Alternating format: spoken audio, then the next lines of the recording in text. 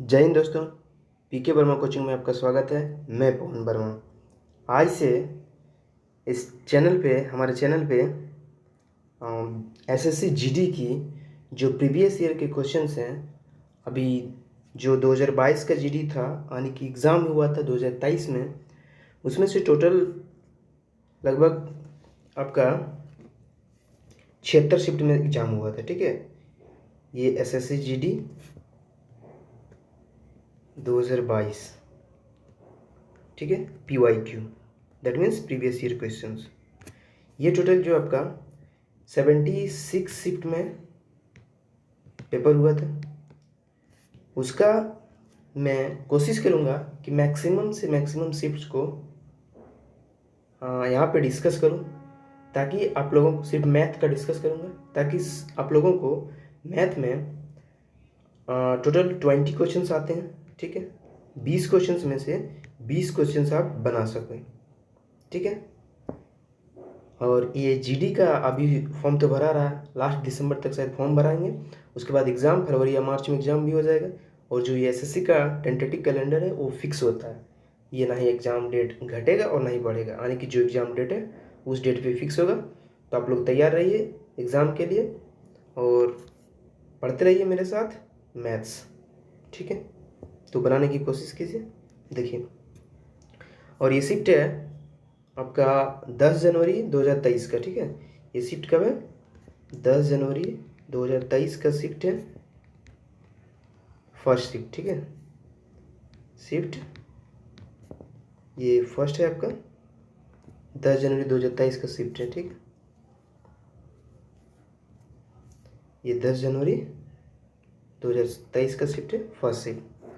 तो इसमें total 20 question है, इसको सॉल्व करने की कोशिश करें। ठीक है, देखिए सॉरी, आपका पहला क्वेश्चन है कि एक व्यक्ति गंतव्य तक पहुंचने के लिए 4 अलग अलग रास्तों से साइकिल चलाता है। ठीक है, मान लीजिए कोई डिस्टेंस है, उसको कवर करने के लिए 4 अलग अलग रास्ता से वो साइकिल चला रहा है। इस पूरी यात्रा के दौरान औसत गति पूछा है। तो एवरेज स्पीड जो होता है, एवरेज स्पीड का फॉर्मूला क्या होता है? Total distance covered by total time taken. ठीक है, total distance covered by total time taken, sorry, ठीक है, total time taken, total time taken, कितना टाइम लगा हुआ है वो उससे आपका क्या निकल जाएगा? Average speed. ठीक है, तो इसी और ये एक आपको फॉर्मूला पता होगा, डिस्टेंस बराबर स्पीड इनटू टाइम होता है। अगर इसको नहीं याद कर पाते हैं आप तो जीएसटी पता होगा। ठीक है, जीएसटी, उसी तरह आप डीएसटी लिख लीजिए, यहाँ पे बराबर दे दीजिए, बस ये आपका डिस्टेंस का फॉर्मूला है। डिस्टेंस बराबर स्पीड इनटू टाइम, यानी कि दूरी बराबर क्या होता है? 4 गुना समय। तो इसी को यूज़ करके हम पूरा क्वेश्चन को सॉल्व करेंगे। ठीक है, ये आप नोट कर लीजिएगा, पेन और कॉपी लेके बैठिए, उसको नोट करते जाइए, जो फॉर्मूला लिखा होगा और कुछ नए नए कॉन्सेप्ट्स होगा वो आप नोट करते जाइए, ताकि आप जब रिवीजन करें तो आपको क्विकली वो आप रिवाइज कर सकें। ठीक है, तो इसको मैं मिटा रहा हूँ। ठीक है, नेक्स्ट देखिए, आपको एवरेज स्पीड निकालना है। ठीक है, चलिए निकालता हूँ मैं। देखिए, पहले क्या बोला? Total distance cover. टोटल कितना डिस्टेंस कवर? 4 अलग अलग डिस्टेंस कवर किया है। पहला है कितना? 20 किलोमीटर, फिर 15 किलोमीटर, फिर 10 किलोमीटर, फिर 24 किलोमीटर। टोटल इसको जोड़िए, 20 10 30 10 40 20 60 5 65 4 69, टोटल 69 किलोमीटर ये डिस्टेंस कवर किया। ठीक है, 69 किलोमीटर डिस्टेंस कवर किया। अब टोटल टाइम टेकन कितना लगा है? देखिए, टाइम टेकन कैसे निकालते हैं? डिस्टेंस बराबर क्या हो रहा है? Speed into time. डिस्टेंस बराबर स्पीड इंटू टाइम, तो टाइम निकालना है तो क्या हो जाएगा? डिस्टेंस बटा स्पीड। ठीक है, टाइम निकालने का फॉर्मूला क्या होगा? डिस्टेंस बटा स्पीड। तो देखिए, यहाँ पे डिस्टेंस 20 किलोमीटर है और स्पीड कितना है? 5, तो 20 बटा 5 कितना होगा? 4 किलोमीटर, सिंपली। ठीक है, तो डायरेक्ट मैं लिख रहा हूँ यहाँ टाइम। ठीक है, 4 किलोमीटर हो गया ये आपका 4 किलोमीटर। फिर 3 से भागा दीजिए 15 को, 5 किलोमीटर टाइम निकला यहाँ, सॉरी 5 घंटा टाइम निकला। 4 घंटा टाइम, ये 5 घंटा। फिर 2 से 10 को भागा दीजिए, ये भी 5 घंटा का टाइम निकला। और यहाँ पे 6 घंटा का टाइम निकला। तो टोटल कितना हो गया? 10 और 10 20 घंटा। ठीक है, तो 69/20। तो ये किलोमीटर है, ये घंटा, इसलिए किलोमीटर प्रति घंटा हो जाएगा। तो इसको डिवाइड कर लीजिए, कितना हो जाएगा, यानी कि तो दिया 6, 2 चौका 8, 5, एक अंक के बाद 2 अंक के बाद दशमलव हो जाएगा kmph, किलोमीटर प्रति घंटा। तो ये आपका आंसर हो जाएगा, ठीक है, 3.45 kmph। ठीक है, नेक्स्ट क्वेश्चन देखिए। नेक्स्ट क्वेश्चन सॉल्व करते हैं। ये दिया हुआ, देखिए इसमें आप एक सिंपली याद रखिएगा, जैसे कि कोई भी वैल्यू दिया हुआ, मान लीजिए x रेशियो y है बराबर ये रेशियो b दिया हुआ, ठीक है। तो आप सिंपली इसको क्या कीजिएगा, जो आप देखिए नज़दीक नज़दीक का दिख रहा है उसको मल्टीप्लाई कीजिए, और ये जो दूर दूर का दिख रहा है उसको मल्टीप्लाई कर दीजिए, और दोनों को इक्वल कर दीजिए, कहानी खत्म। तो आप इसको नोट कर लीजिएगा। देखिए इसको मिटा रहा हूँ,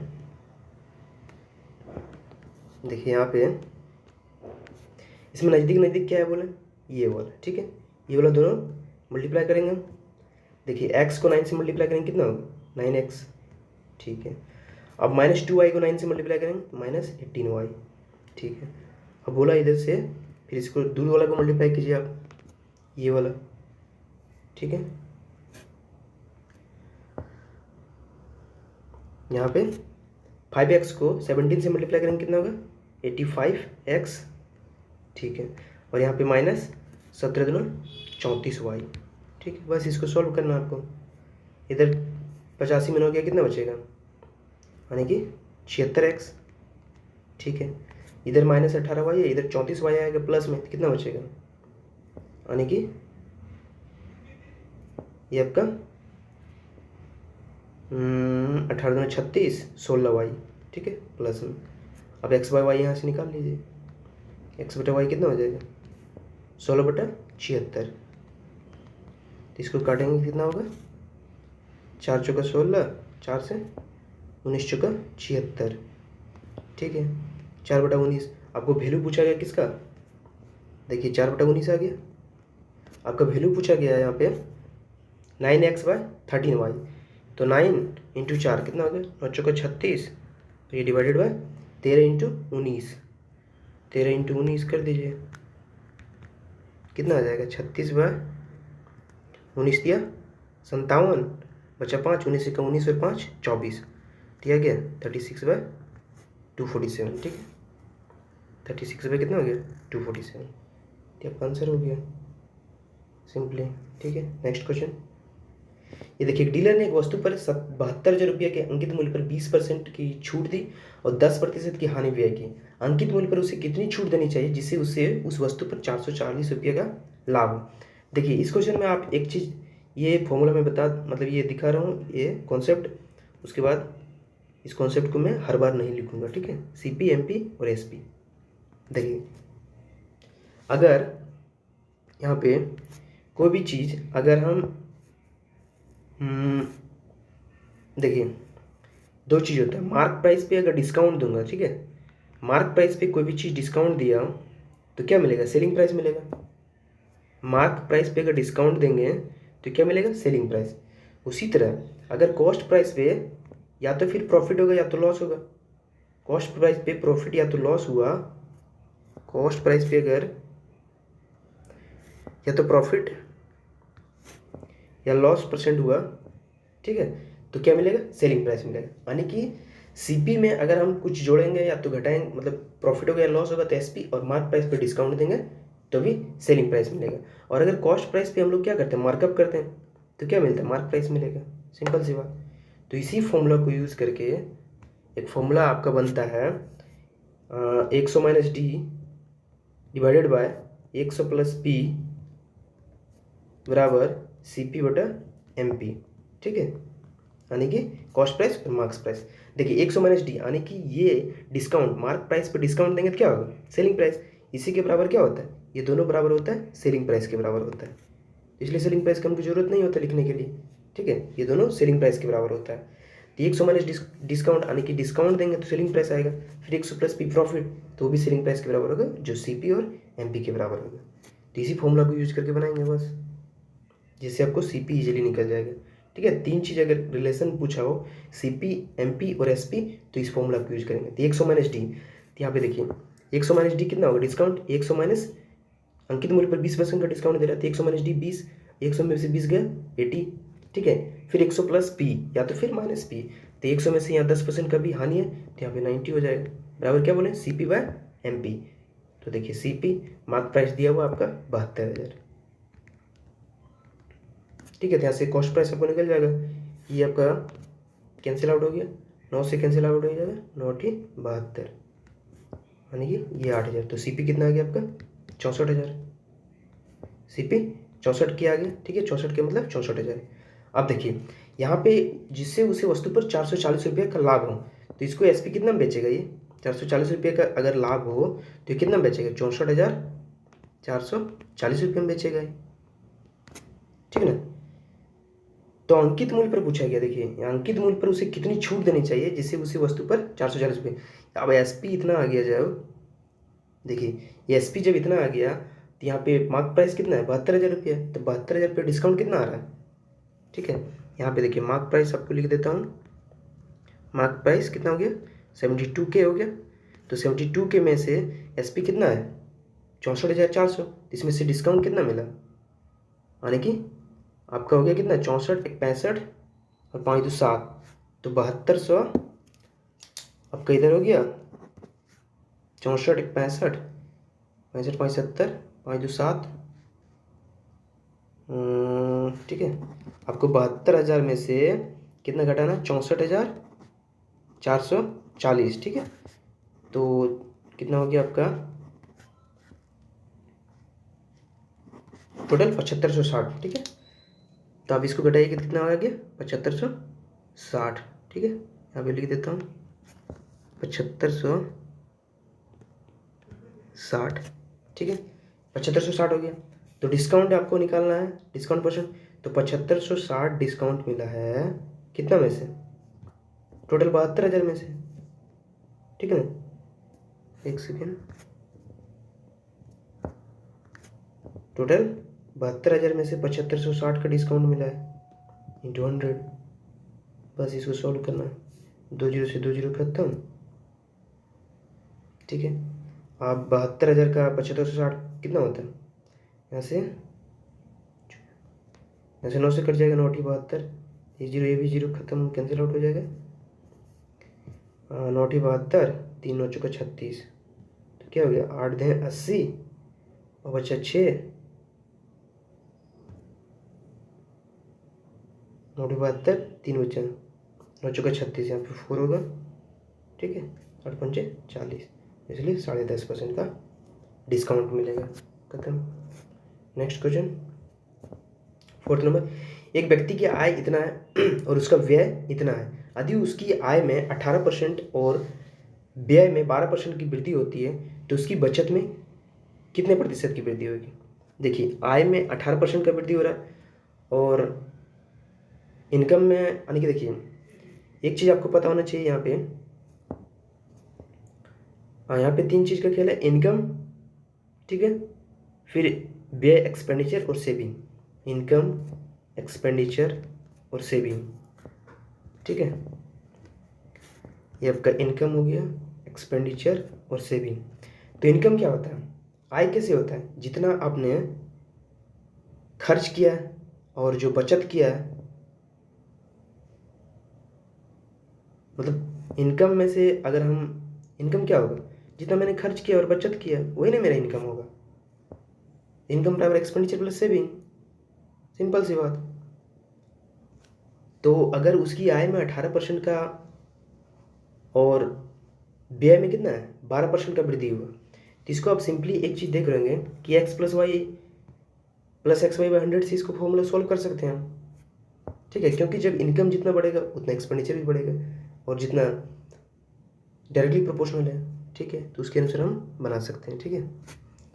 तो x + y में आप यूज कीजिए 18 + 12 + 18 ×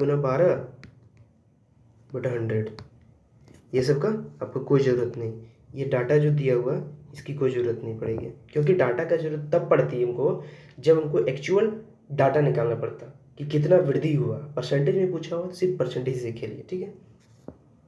तो सिंपल आप इसको सॉल्व कर लीजिए। 18 12 कितना हो गया, 18 2 20, 10 30%। और इधर आपका 18 दूनी 36, 3 बचा, 18 1 18 और 3 कितना होता है 21। एक सेकेंड, 18% उसकी आय में और खर्चा में कितना है 12% की वृद्धि हुआ है। तो उसकी बचत में पूछा गया है कि कितने % की वृद्धि होगा, ठीक है। सेविंग्स पूछा गया ना, एक सेकेंड, 30 18 दूनी 36 3, एक सेकेंड, आपको इसको सॉल्व करना पड़ेगा बेसिक से, ये नहीं लगेगा, ठीक है। क्योंकि इसको लगाओगे आप सक्सेसिव होता तो ये फॉर्मूला लगता है, आपको इनकम बराबर एक्सपेंडिचर प्लस सेविंग से ही सॉल्व करना पड़ेगा,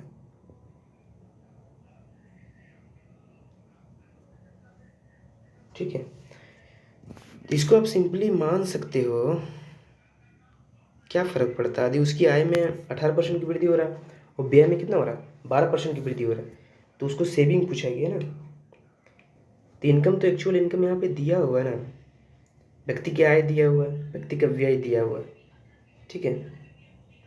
तो उसकी बचत यहाँ पे देखिए, अगर हम इसको डाटा को मान के ही बना लेते हैं, चलो ठीक है, लेकिन इसमें सॉल्व करना ज़्यादा पड़ जाएगा, डाटा को मान के बनाएंगे कोई दिक्कत नहीं है, आपको सॉल्व करना पड़ेगा।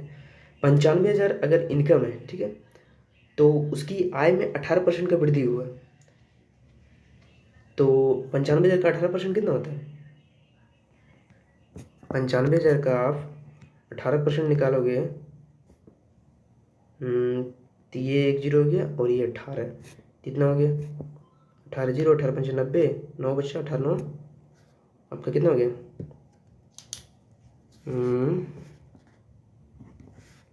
162, और यहाँ पे 9 जुटेगा, ठीक है 171, तो आपका हो गया 171, 17,100 रुपया आपका इनकम में प्रॉफिट हुआ है, ठीक है, ये इनकम था।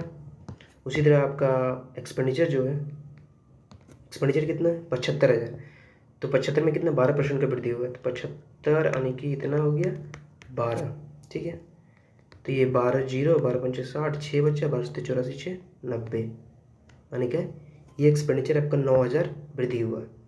तो आपको पूछा गया है तो उसकी बचत में कितना प्रतिशत की वृद्धि, क्योंकि सब चीज़ जब बढ़ रहा है तो उसका एक्सपेंडिचर भी बढ़ा हुआ है। यहाँ पे एक्सपेंडिचर कितना था आपका, एक्चुअल एक्सपेंडिचर कितना था 75,000 व्यय कर चुका है, तो एक्सपेंडिचर ये सेविंग कितना बचा 75 और 20,000, 20,000 आपका सेविंग था, 20 के कितना था सेविंग था, तो यहाँ पे इनकम बढ़ा कितना 17,000 और ये एक्सपेंडिचर कितना बढ़ा 9,000,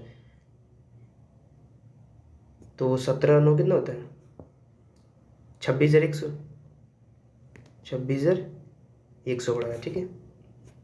तो 20,000 पहले सेविंग था, 26,100 बढ़ा, तो टोटल कितना बढ़ा ये सेविंग हो गया, सॉरी ये आप एक्चुअल निकाल रहे हैं, ठीक है, इनकम इतना बढ़ा है, एक्सपेंडिचर इतना बढ़ा है, तो सेविंग क्या होता है इनकम माइनस एक्सपेंडिचर। 17,000 में 9,000 अगर घटाते हैं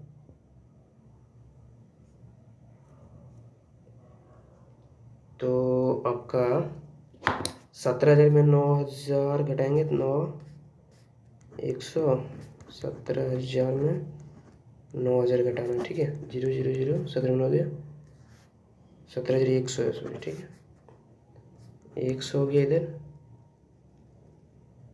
17 में हो गया 8, तो 8100 बचा, ठीक है। आपका सेविंग जो है, सेविंग कितना बचा 8100,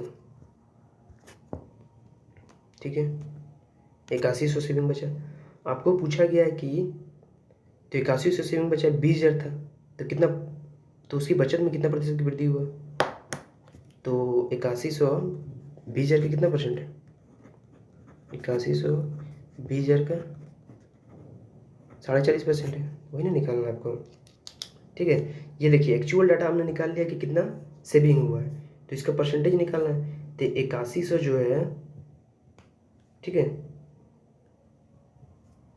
आपका यहाँ पे देखिए 8100 एक्चुअल में जो है वृद्धि हुआ, और टोटल कितना में से 20,000 में से 20 के इंटू 100 कर देंगे। तो इसको सॉल्व कर लीजिए, ये 100 से 2 जीरो इसमें कट गया, 1 जीरो यहाँ पे कट गया, 2 से भगा देंगे कितना होगा 81, 40%, 40.5%, यही आंसर होगा। ठीक है, नेक्स्ट क्वेश्चन देखिए। दिव्या ने एक कार इतने रुपए में खरीदी और इतने रुपए में बेची, उसका लाभ प्रतिशत कितना है? 1.8।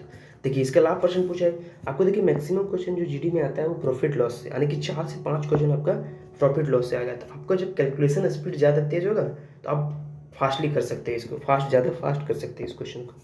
तो देखिए 35,000 है, 4,35,000, सॉरी 3,50,000 है, और ये 4,35,000 में बेचा है, तो कितना प्रॉफिट हो रहा है? यहाँ से आप सॉल्व कीजिए डायरेक्ट।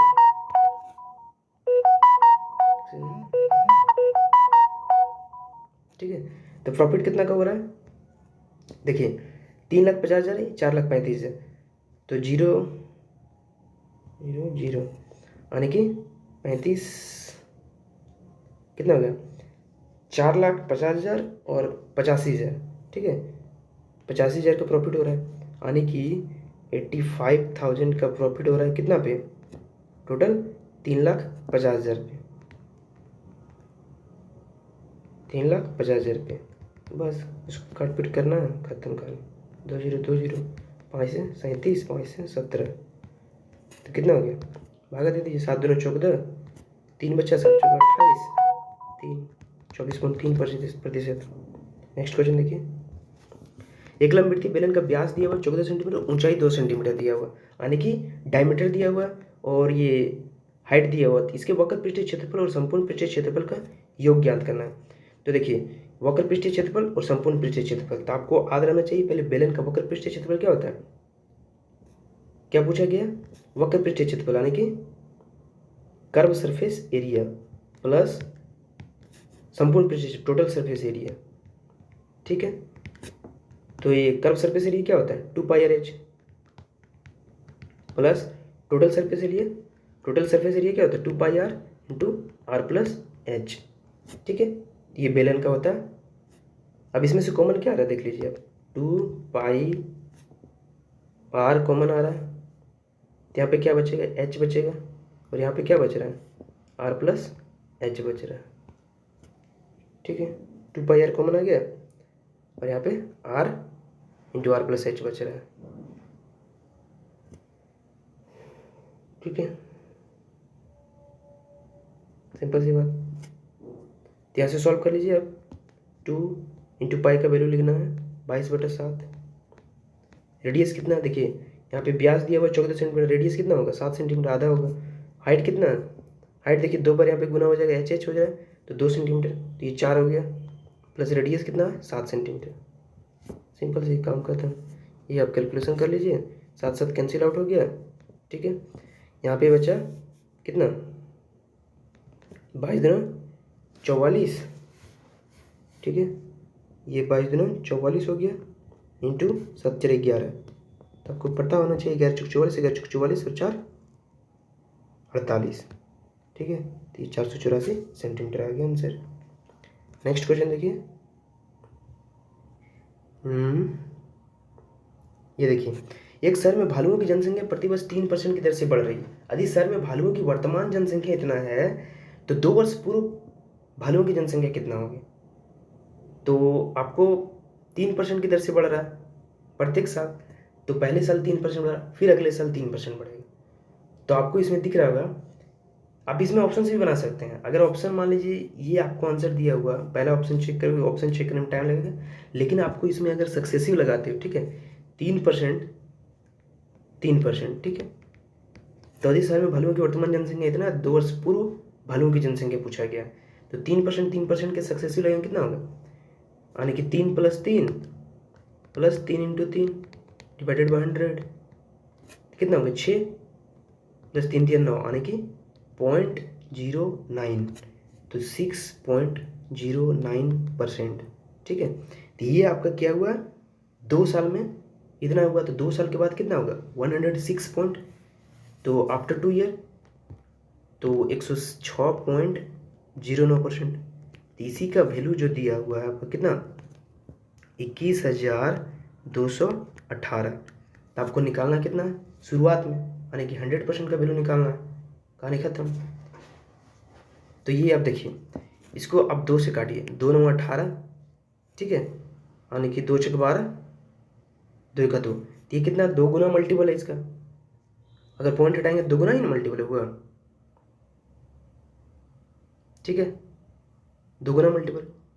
और जब इसको 2 गुना मल्टीपल यानी कि 200 का मल्टीपल है, तो 100% का वैल्यू कितना हो जाएगा 100% का वैल्यू, 1% का वैल्यू इतना है 2000, मतलब 200 का मल्टीपल है, तो 100% का वैल्यू 20,000। ठीक है, ये हो गया, इसलिए आंसर आपका सिंपली आप कर सकते हैं। नहीं तो इसको ऑप्शन से करोगे तो बहुत ज़्यादा टाइम लगेगा, इसलिए आपको सक्सेसिव लगेगा। जब भी आप देखो कि 3% की जब दर बढ़ रहा है तो सक्सेसिव निकालो, 3 + 30, 3 + 3 + 3 × 3 / 100 यानी कि 6, और इधर 3 × 3 9 होगा, पॉइंट 0.09, तो 6.09, तो ये बढ़ा है यानी कि तो 2 साल में 106 यानी कि 106.09 का वैल्यू दिया हुआ आपको 21,218। आप 100% का वैल्यू निकाल लीजिए, खत्म। नेक्स्ट क्वेश्चन देखिए, एक्स ने कुल 180 रुपये में 40 पेंसिल खरीदा है। 180 रुपये में दो दर्जन पेन खरीदा है, 2 दर्जन यानी कि 24 को पेन खरीदा है यहाँ पे, ठीक है। एक पेन और एक पेंसिल के मूल्य के बीच का अंतर ज्ञात करना है। देखिए 180 रुपये में 40 पेंसिल खरीदा है, तो यहाँ से एक पेंसिल कितना होगा, ठीक है, एक पेंसिल आपको निकालना है, एक पेंसिल कितना हो जाएगा, एक पेंसिल का दाम 180 को भागा देना 40 से, यानी कि 4 चौको 16, 4.5 रुपया। फिर आप एक यहाँ से निकाल लीजिए क्या, एक पेन का दाम, एक पेन का दाम कितना होगा 2 दर्जन का दाम 180 रुपया, 24, 180 को 24 से भागा देना, तो 24 अठी कितना होता है 192, 24 अठी 162 होता है, सॉरी 192, 24 7 बार में लगेगा, 24 सत्ती कितना होगा 168, बचा कितना 12, 24 पंच 120, तो ये कितना हो गया, एक पेन का दाम 7.5 रुपये, ठीक है।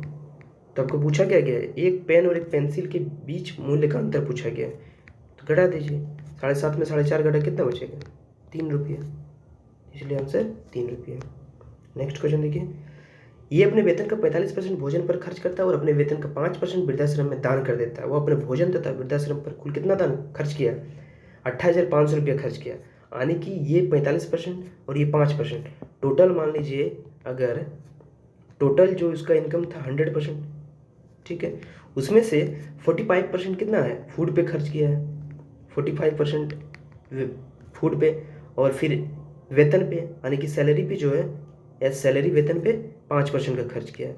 तो 100 में से देखिए, अगर जब शेष रहता है तो फिर वो सक्सेसिव से बनता है।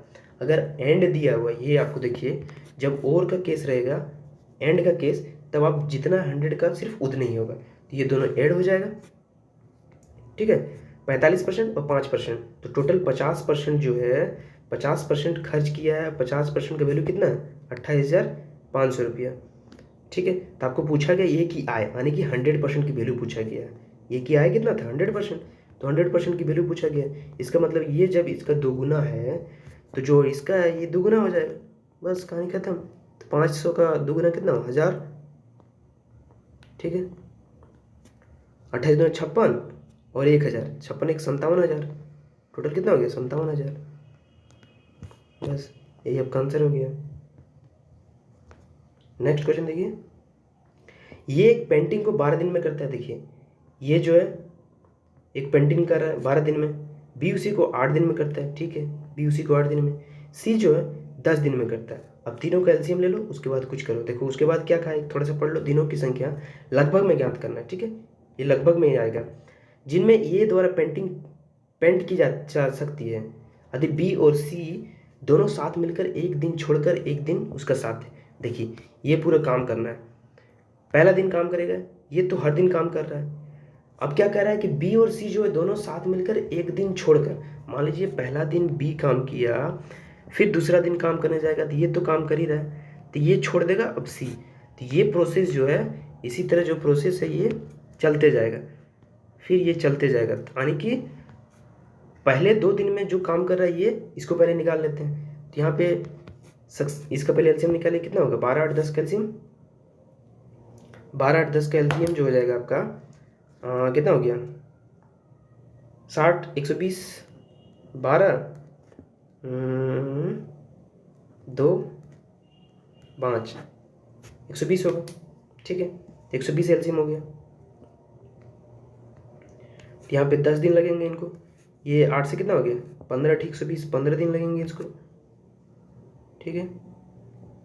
और ये 10 से 12 दिन लगेगा इसको, ठीक है। अब देखिए यहाँ पे पहले 2 दिन का निकाल लीजिए काम, ठीक है। 2 दिन का काम, 2 दिन का काम निकलेगा ये, एक सेकेंड अच्छा से लिख देता हूँ। देखिए ये आपका 2 दिन का काम निकलेगा यहाँ पे। 2 दिन का काम कितना होगा, पहले 1 दिन का ये और बी, ये देखिए 10 दिन और ये भी 15 दिन, तो 15 10 25, ठीक है। प्लस ये और सी, ये कितना 10 दिन में और सी 12 दिन में, 12 और 10 22, तो टोटल 2 दिन में कितना काम हो रहा है 47 यूनिट काम हो रहा है। तो आपको काम कितना कराना है 120 यूनिट। तो अगला 2 दिन क्या होगा, फिर अगला 2 दिन इसमें जोड़ दीजिए, तो अगला 2 डेज क्या हो जाएगा, फिर 47 यूनिट काम करेगा। तो कितना हो गया टोटल 7 दूना 14 और 4 4 8 94 यूनिट। देखिए अगला 2 दिन जब जोड़ेंगे तो 94 और कितना हो जाएगा 94 और फिर से 47 जोड़ना है, तो कितना हो जाएगा 9 4 13 14 141, यानी कि ये ज़्यादा दिन काम हो जा रहा है, मतलब 120 से ज़्यादा यूनिट काम हो जा रहा है। तो 4 दिन तो काम हो चुका है, ठीक है। अब देखिए ऑप्शन में आपको देखना है कि और जो काम होगा अगला दिन, मान लीजिए 5वां दिन काम करने जाएगा, 5वां दिन कितना काम होगा, ये इसको काम कर रहा है और ये इतना काम कर रहा है, 5वें दिन में 25 यूनिट का काम होगा, ठीक है। इसमें एक स्लाइड दिखाता हूँ। 5th डे में क्या होगा, 5th डे में आपका 94 यूनिट काम हो चुका है। 5th डे में कौन जाएगा, अब देखिए आपका 5th डे में कौन जाएगा, फिर ये भी जाएगा, क्योंकि सर्कल चल रहा है, 4 दिन तो चला गया काम हो गया। 5th डे में फिर ये भी जाएगा, तो 25 यूनिट काम करेगा ये, ठीक है। तो 25 यूनिट काम करा दीजिए। अब टोटल कितना काम हो गया 5 4 9 9 2 11 100 यूनिट, 119 यूनिट काम हो चुका है। तो 5 दिन काम हो चुका है। अब जो है 6वां दिन काम चलेगा, लेकिन 6ठा दिन तो काम कर रहा है कितना, टोटल 22 यूनिट काम कर रहा है। तो टोटल 22 यूनिट जब काम कर रहा है तो काम मेरा 1 ही यूनिट का बचा हुआ, तो ये सब 22 यूनिट तो करना नहीं, तो इसीलिए आपका आंसर क्या होगा 4.5 4.4 तो होगा नहीं, ये तो इतना तो होगा नहीं, ये तो इतना होगा नहीं, इसलिए ये आपका अप्रोक्स में पूछा गया आंसर, इसलिए 5.4 दिन। टोटल 5 दिन तो काम होगा ही होगा, 5th से ज़्यादा दिन थोड़ा सा काम लगेगा, 5th डे काम हो चुका है प्लस और थोड़ा सा इसमें काम लगेगा क्योंकि 1 यूनिट का काम बचा हुआ है, इसलिए टोटल आंसर 5.4 डेज का होगा, ठीक है। नेक्स्ट देखिए, 5 महिला एक काम को 8 दिन में कर रहा है। MDH का फॉर्मूला पता होगा, मैन डे और आवर, ठीक है, बट्टा कितना, यानी कि जो आपका कितना काम हुआ एफिशिएंसी यहाँ पे लिखते हैं, ठीक है। तो ये टोटल वर्क के बराबर होता है, ये फॉर्मूला आपको आता होना चाहिए, पता होना चाहिए MDH, ठीक है। तो इसी से हम सॉल्व करते हैं। देखिए 5 महिला है, 5 महिला यानी कि ओमेन एक काम को 8 दिन में कर रहा है, ठीक है। जबकि 8 बच्चा 8 चिल्ड्रेन उसी काम को 10 डेज में कर रहा है। तो आपको पूछा गया 2 महिलाएं और 4 बच्चा, ठीक है, 2 महिलाएं और 4 बच्चा, तो इसको आप सॉल्व कर लीजिए। ये से 8 कट गया, 5 दूना 10, ठीक है। तो ओमेन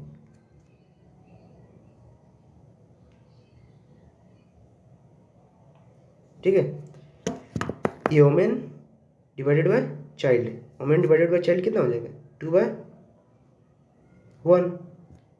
तो यहाँ पे चाइल्ड का एफिशिएंसी कितना हो गया 1 यूनिट और ओमेन का एफिशिएंसी 2 यूनिट, ठीक है। तो सॉल्व कर लीजिए, यहाँ पे टोटल वर्क इधर से निकाल लीजिए। 5 जब 5 ओमेन है 8 दिन में काम कर रहा है, तो 5 ओमेन 2 यूनिट का है, ये कितना हो गया 10 यूनिट, ठीक है, ये 10 यूनिट हो गया, और जी ये 8 यूनिट, ये 8 दिन में काम कर रहा है। और जब ये पूछा गया दो महिलाएं, महिला का यूनिट वोमेन का कितना है 2 यूनिट, तो 2 में 4 हो गया, 4 प्लस 4 बच्चा एक बच्चा 1 यूनिट काम कर रहा है, 4 बच्चा 4 यूनिट काम करेगा इंटू डे। ठीक है, इसी को सॉल्व कर लीजिए। यहाँ 4 4 8, ये और ये कैंसिल आउट, तो डे बराबर 10 दिन। ठीक है, सॉल्व हो गया।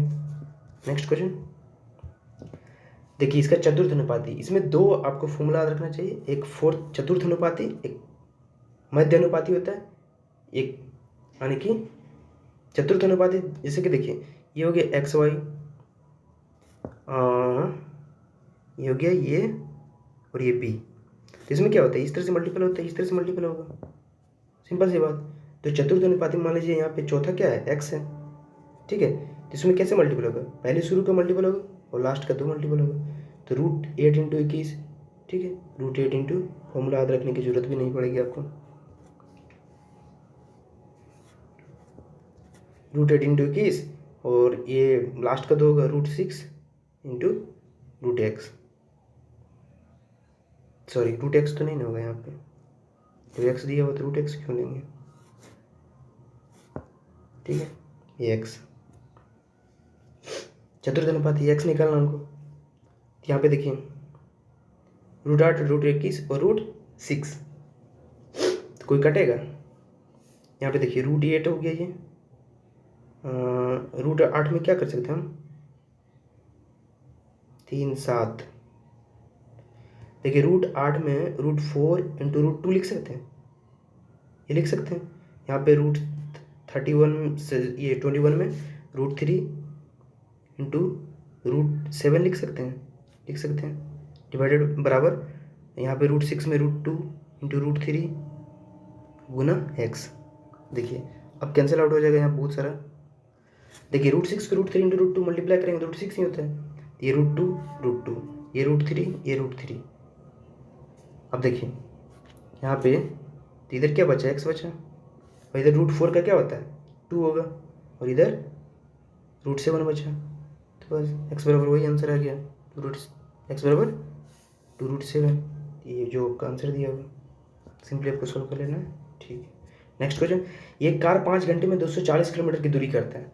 देखिए जब 5 घंटा में कितना है 240 किलोमीटर की दूरी तय कर रहा है, तो स्पीड क्या हो जाएगा, स्पीड अगर आप निकालोगे तो 240/5, डिस्टेंस बटा क्या होता है टाइम, तो 5 चौका 20, 5 × 40, यानी कि स्पीड कितना हो गया 48 kmph।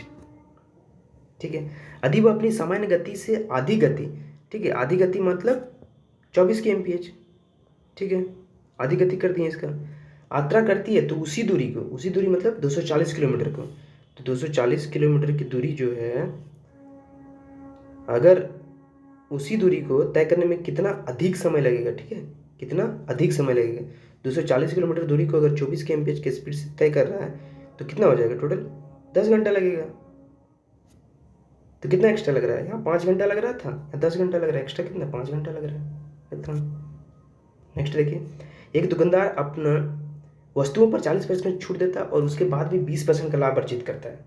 अब 24,000 अंकित मूल्य वाली एक वस्तु के लिए दुकानदार कितना क्रय मूल्य भुगतान करे।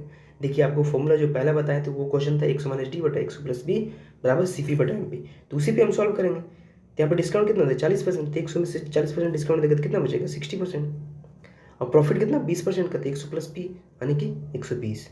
ठीक है, CP/MP, तो CP जब भी अगर CP MP SP का दिखे तो आप ये फॉर्मूला जरूर यूज करेंगे। तो ठीक है, मार्क प्राइस कितना CP/MP 2400, तो आपको CP निकालना था तो निकल जाएगा 60 दूनी 120, यहाँ पे कितना बचा 2 से 1200। देखिए आपका एक लाइन में आंसर आ गया CP बराबर 1200।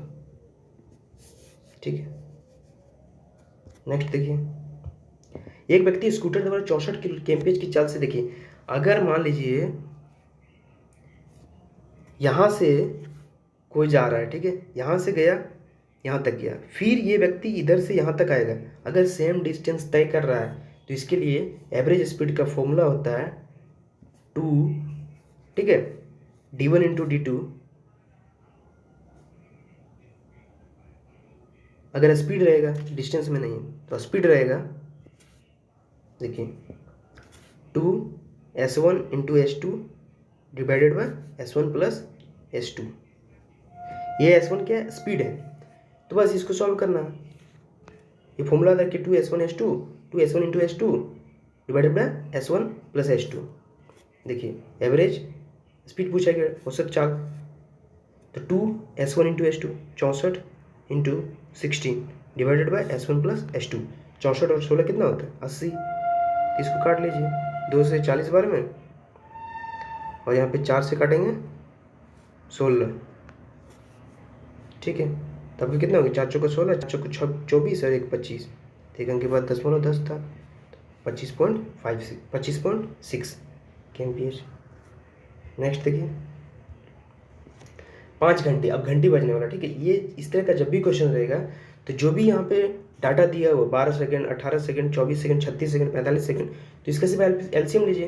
तो एलसीएम निकालने का तरीका देखिए, लास्ट वाला पकड़िए 45। ठीक है, अब फिर नेक्स्ट पकड़िए 36 में 9 चौका 36, तो 9 तो यहाँ आ चुका है, 9 5 45, 4 नहीं आया, 4 लिख दीजिए।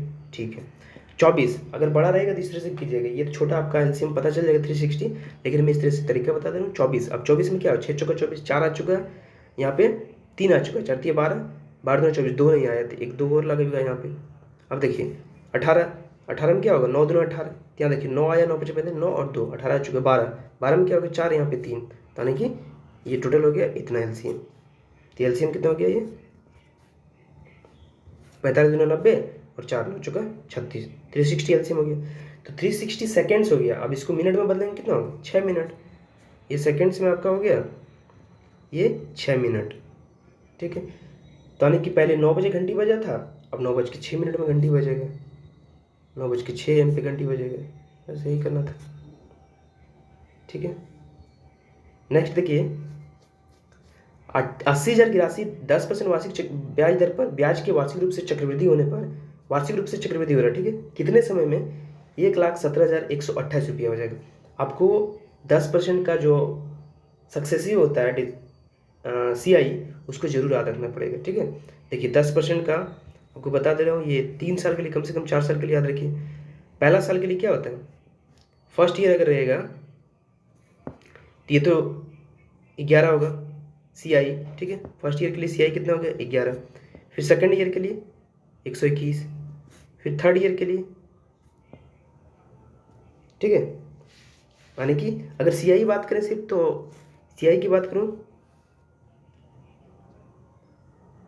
तो 10 11 हो गया, तो ये आपका CI सिर्फ ये 11%, ये 21%, ये 33.1%। ठीक है, और अगर फोर्थ ईयर की बात करूँ तो ये कितना होगा, 46.41%। तो ये आप चारों डाटा याद रख लीजिए। ठीक है, पहले साल के लिए 11% होगा, दूसरे साल के लिए 21%, तीसरे साल के 33.1, चौथा साल के लिए 46.41%। तो ऑब्वियसली आपको इजीली बनेगा। ठीक है, तो देखिए यहाँ पे अगर मैं बात करूँ, देखिए अगर 80,000 का, मान लीजिए आप ऑप्शन ये नहीं, 4 वर्ष नहीं दिया रहता। ठीक है, तो अगर 80,000 का आप 2% करोगे, ठीक है, 80,000 का अगर 2 साल के लिए मान लीजिए हम करते हैं, 2 साल के लिए 80,000 का, तो 2 साल के लिए 10% का ब्याज से कितना होगा, 21%। तो 80,000 का 21% कितना होगा, 80,000 का 20% पहले निकाल लीजिए, 20% कितना होगा, 80,000 के 20% आने की 16,000।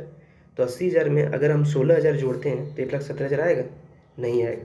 कितना गैप है देखिए, 80 20 100, 20 10 30 7 37,000, 37,128 का गैप है, यानी कि ये गैप 16,000 का है। अगर 2 साल के लिए 16,000 है, तो अगर 3 साल के लिए देखते हैं 33.1%, यानी कि ये भी मान लीजिए 30% इसका निकालते हैं 80,000 का, ये 24,000 होगा। फिर 46%, तो आप देखिए 46% अप्रोक्स 46.41% होता है 4 साल के लिए। तो इसका 50% अगर निकालते हैं 80,000 का तो 40,000 होता है, कि 37,000 का प्लस, यानी कि ये टोटल आपका 4 वर्ष होगा। 3.5 भी ऑप्शन दिया हुआ, लेकिन आप 3 और 4 के बीच में एक बार चेक करोगे तो 3.5 बहुत नीचे आ जाएगा, यानी कि 4 के अप्रोक्स में, इसलिए 4 वर्ष आपको, ये आपको अप्रोक्सीमेशन से बना लिए। नहीं तो आप इस तरह से बना सकते हो। अगर आपको ये नहीं समझ में आ रहा है तो आप देखिए 80,000 है। ठीक है, सक्सेसिव पहला साल के लिए सक्सेसिव क्या होगा, 10% है, 10 से 11 करते जाइए, फिर 10 से 11 करते जाइए, फिर 10 से 11 करते जाइए, फिर 10 से 11 करते जाइए। और ये टोटल किसके इक्वल है? ठीक है, ये कितने समय में टाइम पूछा गया, टाइम पीरियड। अगर 4 साल के लिए देखते हैं तो आपको बेसिक फॉर्मूला ये बराबर अमाउंट क्या होता है, पी प्लस ये बराबर पी इंटू 1 प्लस R/100 का पावर टी, इससे निकाल सकते हैं। सिंपली आप उस जो मैंने बताया कि 10% का 4 साल के लिए याद रखिए, वो आपको ईजिली बन जाएगा। ठीक है, नेक्स्ट क्वेश्चन देखिए। 9 सेंटीमीटर त्रिज्या और 15 सेंटीमीटर ऊंचाई वाला एक शंकु को पिघलाकर 45 सेंटीमीटर ऊंचाई का एक बेलन बनाया जाता है। जब भी कोई चीज़ पिघलाएंगे तो जो चीज़ हम पिघलाएं और जो चीज़ बना रहे हैं दोनों का वॉल्यूम क्या होगा, सेम होगा, क्योंकि क्वांटिटी तो हमने वेस्ट नहीं किया है। जो क्वांटिटी इसमें था वही क्वांटिटी उसमें जा रही, क्वांटिटी तो वेस्ट नहीं हुआ। इसीलिए शंकु का जो वॉल्यूम होता है क्या होता है, 1/3। शंकु का वॉल्यूम 1/3 पाई r²। पाई दिया हुआ है, पाई नहीं कट भी जाएगा, r², 9 × 9। h कितना होगा, 15 सेंटीमीटर। और इसका वॉल्यूम किसके बराबर होगा, बेलन का वॉल्यूम। बेलन का वॉल्यूम पाई r² h होता है। तो ये r कितना दिया, 45 सेंटीमीटर ऊंचाई, r नहीं दिया हुआ। ठीक है, 45 r², h 45। ठीक है, ये 45। बस इसको काटना है, पाई से पाई कैंसिल आउट। अब 9 से 9 × 5 = 45, 5 से 3 बार में 3 से 3 कट गया, तो r² बराबर 9, तो r बराबर 3। आपको पूछा गया क्या, बेलन 3। आपको आंसर नहीं लगा देना है। देखिए आपको क्या पूछा वो देख लीजिएगा, व्यास पूछा हुआ। ठीक है, आप सिली मिस्टेक इसी सब में करते हो और यही सबसे आपका मार्क्स डिक्रीज होता है। इसीलिए आप क्वेश्चन को पहले अच्छे से पढ़ लीजिएगा। नहीं तो आप अगर आप आंसर ले भी आए तो आप एक बार क्वेश्चन लास्ट में पढ़िएगा कि क्या पूछ रहा है, रेडियस पूछ रहा है या व्यास डायमीटर पूछ रहा है। तो आपको डायमीटर पूछ रहा है तो 2r होता है, क्या होगा, 6 सेंटीमीटर। ठीक है, नेक्स्ट देखिए। मोहन एक टेबल को इतना रुपये में बेच रहा है, उसका लाभ कितना, 18%। तो टेबल का क्रय मूल्य पूछा गया। तो जब 2832 रुपये में बेच रहा है, लाभ है 18%, तो 118 का वैल्यू है। आपका क्रय मूल्य 100% का वैल्यू पूछा गया है। बस इसको सॉल्व करना है। कैसे सॉल्व करोगे, तो 118 से आप डायरेक्ट काट सकते हो। 118 दूना कितना होता है, 236। 3 बार में तो लगेगा नहीं, 3 बार का आपका ऑप्शन भी नहीं दिया है। तो 236 यानी कि 283 में से 236 घटाना है, 13 × 4 = 7, और यहाँ पे बचा कितना, 7 में 3 × 4 यानी कि 47 और 2 472। तो 118 का 472 कितना, 4 बार मल्टीपल, तो बस 24। ठीक है, 2400 आंसर आ गया। नेक्स्ट क्वेश्चन देखिए। 40 और 50 के बीच कितनी अभाज्य संख्या है। ये भी देखिए इंटरेस्टिंग क्वेश्चन है, आपको पहले से याद रहना चाहिए। और 40-50 के बीच तो आप निकाल लोगे। 40 के बाद क्या होता है, 41 एक अभाज्य संख्या होगी। अभाज्य संख्या 1 और स्वयं से कटेगा। ठीक है, 43 फिर 47, बस ये 3 से अभाज्य संख्या है। ठीक है, इसमें कुछ नोट कर लीजिए, आपको बताता हूँ। 1 से लेकर 100 तक टोटल कितनी अभाज्य संख्या होगा, 25। ठीक है, 1 से लेकर 50 तक कितना होगा, 15। ठीक है, 1 से लेकर 50 तक हो गया। अब 1 से लेकर 25 तक बात करें तो कितना होगा, 9। 25 से लेकर 50 तक बात करूं तो कितना होगा, 6। और यही अगर बात करूं 50 से लेकर 100 तक, तो इधर 15 हो चुका था और यहाँ कितना बचेगा, 10। ये सब याद रख लीजिए, आपको इजीली बन जाएगा। नहीं तो आप एक चीज़ इसमें और देखिए, अभाज्य संख्या में से आपको 1 से 50 तक आपका, ठीक है, 2 हो गया, 3, 5, 7, 11, 13, 17, 19। ठीक है, आगे जो भी होगा यहाँ पे देखिए, सक्सेसिव अगर अभाज्य संख्या पूछेगा 357, ये आपका आंसर हो जाएगा। एक लाइन का क्वेश्चन, अगर सक्सेसिव अभाज्य संख्या पूछा 357। ठीक है, तो आपका टोटल 20 क्वेश्चंस मैंने सॉल्व करा दिया है। कुछ क्वेश्चन छूटा है नहीं। ठीक है, टोटल 20 क्वेश्चंस सॉल्व कर दिया हूँ। अब इसका नेक्स्ट पार्ट जो है, ये मैंने 20 जनवरी का फर्स्ट शिफ्ट कंप्लीट करा दिया, इसका सेकंड शिफ्ट नेक्स्ट वीडियो में आएगा। ओके, थैंक यू, धन्यवाद, जय हिंद।